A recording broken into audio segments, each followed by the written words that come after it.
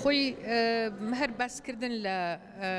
تند و تیژی دەرهەق بە ژنان و باسی دۆزی ژن بکرێت لە هەموو شوێنێکەوە هەنگاوێک کە بەرەو پێشچوون ڕۆشتووە بەڵام ئایا توانراوە تاکو ئێستاکە عقلێت و هزری کۆمەلگا تا ئەو ڕادێ بگۆڕێکە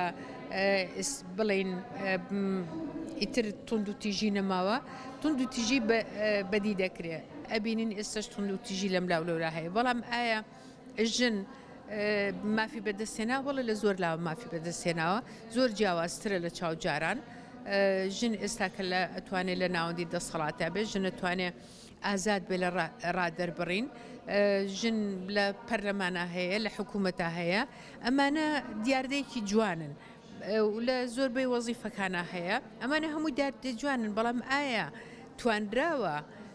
ژن وەکو ژن وەکو خودی عقلی ژن سیر بکرێن لە خێرێستش وەکو کاڵایەک سیر دەکرێت هەب بڕۆ سەیری فێسبووکێکە کچێکی جوان دادەنرێ سەد شعر و شانامی بەسەردەوترێ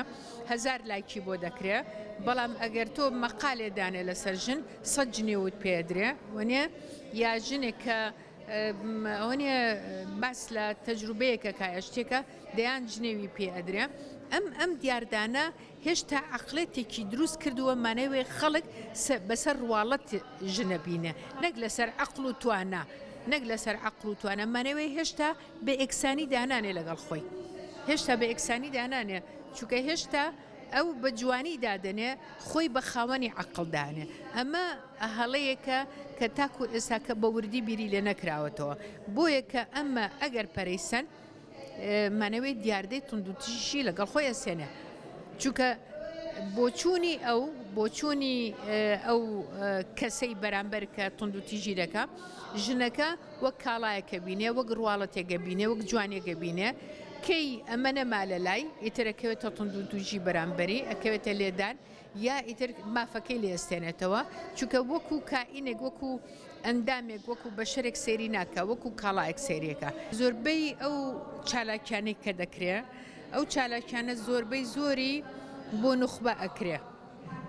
کەمتر ئەو چالاکیانە ئەچێتە ناو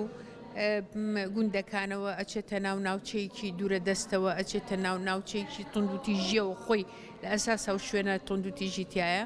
یعنی نەچۆتە ناو کۆمەلگای خەڵکەوە نەچۆتە ناو هەموو گەڕەکەکانەوە نەچۆتە ناو هەموو ماڵێکەوە بۆیە ئەبینین ئێستش تونندوتیژی لەم لاو لەورا هەیە جارڕێی خراوەکان و هەمووی بە کۆمەلگا ئیرادەیەکی سیاسی بەهێز نەبووە ئەوە نەخۆیان بەشتی لاوەکیەوە خەریک کردووە نەچوونەتە ناو چارەسەری بنج و بناوان بۆ بکرێ زۆربەی ڕێکخراوەکانمان زیاتر ئەوەی دەربارەی ژن کاری کردووە کە ئەڵم نەچۆتە ناو کۆڵانەکان نەچۆتە لای پیاو یعنی تۆ خۆ نابێ هەرژن پەروەردەکەی بە یاساکەی خۆی ئەبێت تۆ بە هەمان ڕادا و بە هەمان شێوە ئەگەر زیاتریش نەبێ ئەبێت تۆ کار لەسەر زەهنیەتی پیاو بکەی ئەو بگۆڕی ئەنجا ئەتوانی ئێکسانی دروستکەی ئەتوانی بەرەو ئێکسانیت بڕی پێم وایە ژنان لە کوردستانە بە شێوازێکی فراوان دووچاری تونندوتیژێ بنەوە شێوازە جیاوازەکانی تونندوتیژێ بنەوە من بۆ خۆم سەرڕای هەموو ئەحسائیانەی کە بڵاوە کرێتەوە لە دام و دەستگاکانی حکوومەت یان ڕێکخراوەکان کاڵە ئەوەندە ژن تونندوتیژی بەرامبەر کراوە ئەوەندە ژن ئەکوژێ بەس من پێم وایە ژمارەکان زۆر لە واقع زۆر لەوە زیاترن و قەناعەتی کولیم هەیە لە پشت دەرگای هەر ماڵێکەوە ڕۆژانە حاڵەتێکی تونندوتیژی هەیە پێ لەسەر ئاستی کوردستان من باسەکەم ڕەنگە هەر شوێنێکی جغرافی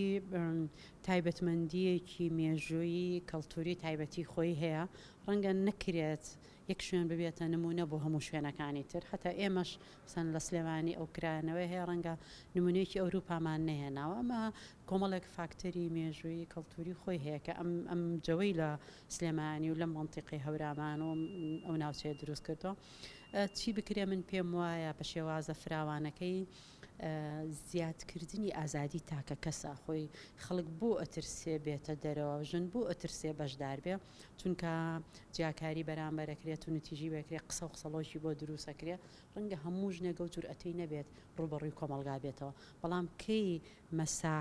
مەساحەی ئازادیەکان فراوان بوو کۆمەلگا محاسبەی ژنی نەکرد لەسەرەوەی چی لە بەرەکە کەیە چێتە دەرەوە لەگەڵ چێ چۆتە دەرەوە چی باسەکە چیەخوا ئەو کاتە ژن ئازادترە بێ ئەبێ ئەمە بگۆڕین ئەمە مەسەلەیەکی فکریە مەسەلەی گۆڕانکاری عقلی ئینسانە بێگومان ئێوەی دەستگاکانی ڕاگەیاندن ئەتوانن ڕۆڵێکی زۆر گەورەیە لە هوشیارکردنەوەی کۆمەلگا ببینن بەوە